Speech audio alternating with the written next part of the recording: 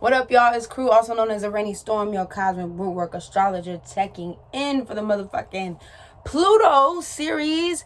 Pluto and Libra, to be exact. If this is your first time coming in, welcome to my humble abode. Alright? If you are following along for the series, like I said, if this is your first time coming in, once again, welcome. Alright? Everything to find me at Araneae Storm. I done forgot my whole intro, but we gonna keep it pushing. araneaestorm.wix.com/info. If you would like to find me, okay, on all social media and all that good shit. Tapestries, readings, Mars activations. That's what I was like. What am I forgetting? Mars activations, as well as North Node and South Node consultations. I specialize in those. So if you would like to book a personal reading with me, you can hit me up. All those links below. Like I said, my artwork, my bottles. You know where to find me, okay? Other than that, we're just gonna jump right into it because we're gonna keep this thing moving right along. I am gonna be taking a week break, all right, and then we're gonna hop into the house series, okay? So yeah. Let's get right into it, shall we? Pluto in Libra. All right, this Pluto and Libra generation, 1971 through 1984. Let's talk about Pluto first, and then we'll talk about how Pluto and Libra and those energies kind of like work hand in hand, right? So when we talk about the energy of Pluto, this is a rulership over, or planetary rulership over Scorpio. This is very much so Platonic energy. It was very deep and transformational and rebirth. This is when you talk about the phoenix going into the ashes and coming up anew, right? You know, this is the energy. Pluto is the energy of being able to pull the things up from below the surface, pull them up so you can make them basically aware. We can all see it, you know, pulling up all the lies and deception and the craziness that's going on in the world. We can see it, we can clear it, and then we can keep moving forward, right? Scorpio and Plutonic energy is of the mind. It probes, right? It gets deep. It's psychology. You know what I mean? It wants to change. It wants to redefine, right? It can also get very obsessed with these things as well. So whatever sign Pluto is in, those qualities of whatever Pluto, speaking in Libra, it can become very like fixated, because you know Scorpio or Plutonic energy is very cold, very fixed. It can become fixated and like over obsessed with those specific things, right? This can also be Plutonic energy is very intuitive, right? It is mystery, or it can be a form, or Scorpio energy can be a form of mystery schools as well. Hidden things, hidden realms, hidden agendas. This is, like I said, where we talk about being able to pick up on the read of the room, your intuition, allowing your intuition to develop and form, until you're able to, like the Pluto or like the Phoenix rising, alchemize the room. So when you have Pluto and Libra come together, and just this generation per se, this is where we talked a lot about women's rights, right? Libra is the sign, even though it's more so what we would consider in Western astrology a masculine centered, you know, because it's air and fire is more so masculine centered. Libra still has that divine feminine. It's Venus ruled, so it has that Venusian women feminine esque to it, right? And so this is where a lot of women's rights movements came up during this time. So I feel like the 60s kind of kicked those things off too. Definitely. So Pluto Virgo kind of kicked that off too, but Libra kind of like fueled it in. All right. So we had like a lot of activists come into play. A lot of, you know, just like cultural, I guess people coming together of all backgrounds, right? Because Pluto or Libra is also the diplomat. So bringing people together from different sides of the world, different sides of the coin, and bringing them together so we can necessarily not see ourselves as separate, but as one, or as in union, balancing out those scales, right? Cardinal air. This is also where we've seen a high increase in divorce rates, right?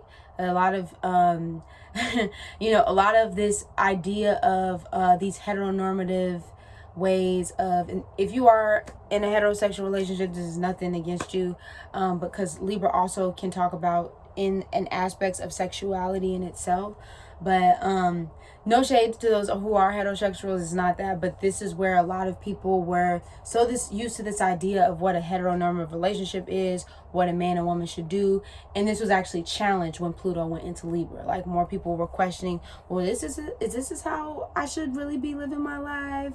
Is this who I should really be married? You know, Libra can be a little indecisive. I don't really know if I want to be with this person.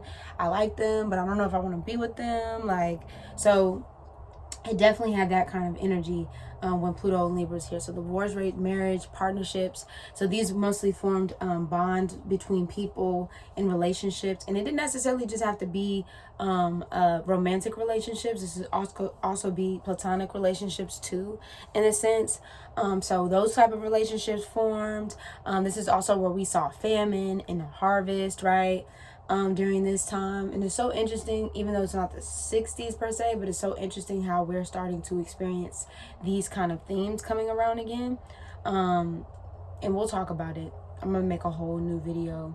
I'm gonna make a whole nother video about what we're experiencing, and also what we'll be moving into from Pluto Capricorn, where we're currently into Pluto in Aquarius, which will be in 2023, if I'm not mistaken. I think, yeah, 2023. So it's coming up next year. This is also where we saw the arts movement, right? So there were a lot of people who were digging deeper into their art and their craft, and it wasn't just for the sake of art just in itself, but it was for the sake of expression. You know, art is a form of healing. It's a form of connectedness. It connects us back to ourselves. It connects us back to our roots. So a lot of times we used art as a way of if we want to be real, activism. We use art as a way of, like I said, freedom of expression. You know, Libra wants to be in itself free. Libra doesn't like to necessarily be its cardinal air. It doesn't like to be tied down. You feel me? So it needs to have that outlet of expression. And when we talk about Libra and we talk about the planet of Venus, it's very Venusian. You know, these are where a lot of artists came in, a lot of poets came in, paintings, a lot of beautiful paintings, a lot of works of art were being not only seen but discussed, and what that meant in forms of a revolution in the current generation that they were in. So that balancing out those scales.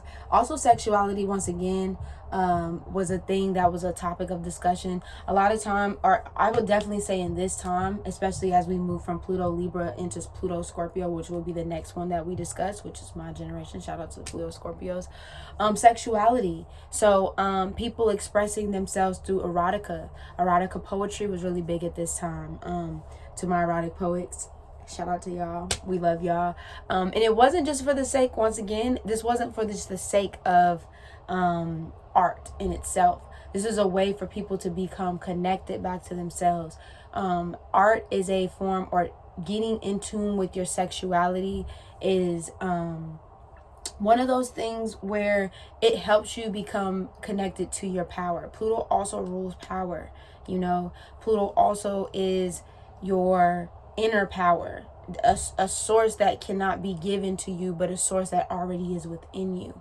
So a lot of people were trying to balance out that divine, right? The scales of Libra and the divine masculine and the divine feminine. It also has like those scales, the being able to integrate those things, integrate the two into one, right?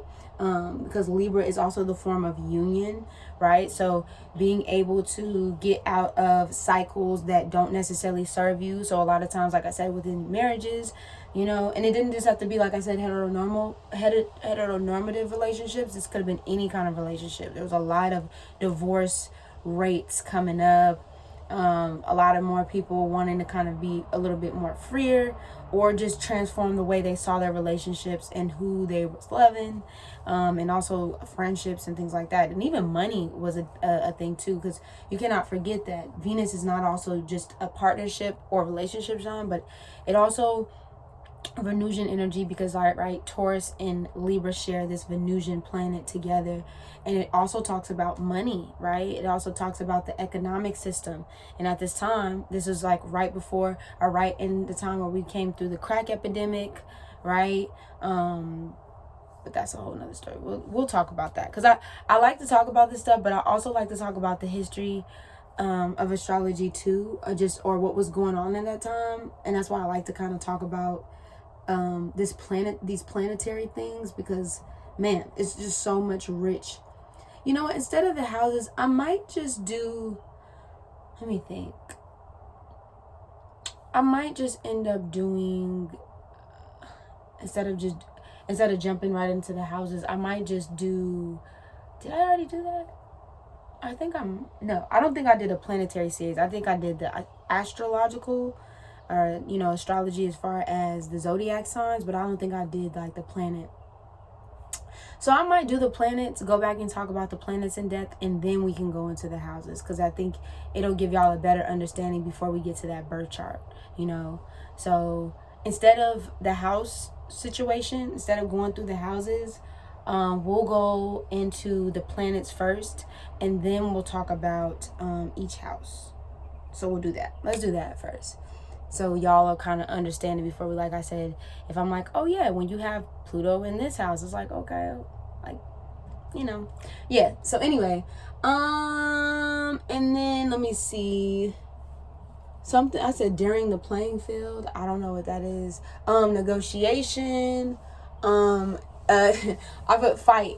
I don't want to fight, so I'm suing your ass, is what I put. So this is definitely a time, Libra does not like conflict. Libra hates conflict. You know, its opposite sign is Aries. Aries wants to smoke. Libra's like, I'm okay without it. Don't necessarily need it. It was nice. We don't have to argue. I'm just going to call my lawyer. You know what I'm saying? So that was definitely this era as well.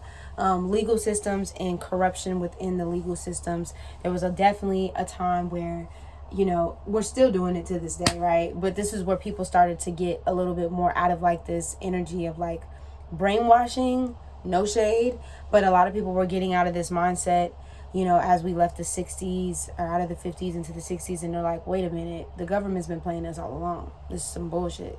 What are we going to do about it? Not to say that other generations weren't on hip to game. We don't discuss that necessarily in history, or that history sometimes gets hidden in the crevices, right? Because they don't want us to know that we revolted all throughout history from the bullshit. All right, so we gonna move into Pluto Scorpio. This was my summary of Pluto and Libra. Like I said, I think instead of going into the houses, we'll just hop into the planets, and then we'll finish up with Pluto and Pisces.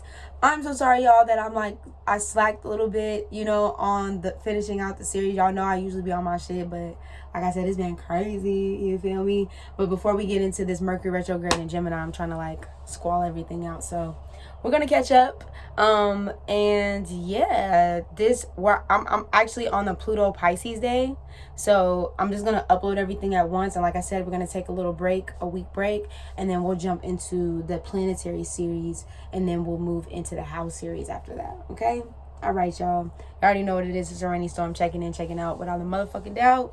Deuces.